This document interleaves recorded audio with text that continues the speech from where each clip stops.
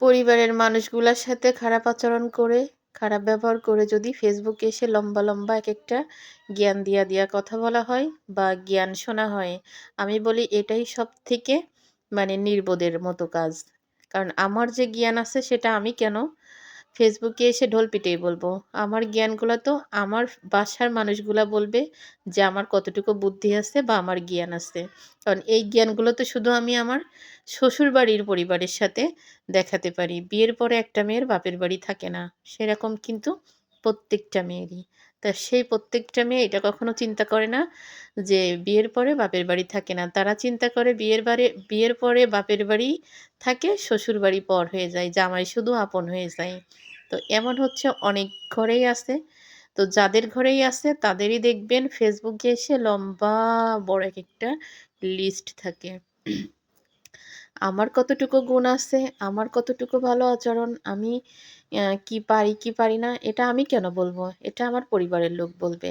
আমি সবসময় এটাতেই বিশ্বাসী আর এইটা চিন্তা করেই কিন্তু আমি আমার পথ চলতে থাকি।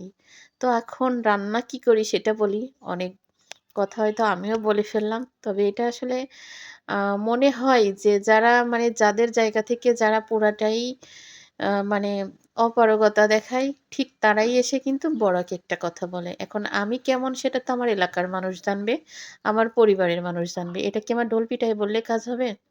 তো সেটা আমি ভালো না হয়ে যদি আমি অন্যকে ভালো বানাতে আসি, সেই ভালো কি আদৌ ভালো?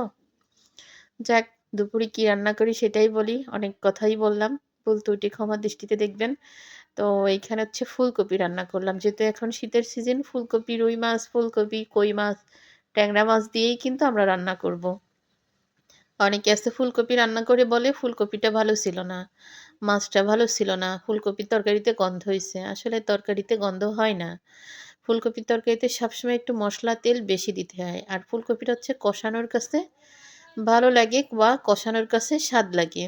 তো আমি কিন্তু ফুলকপির ভিতরে হালকা করে একটু আদা দিই।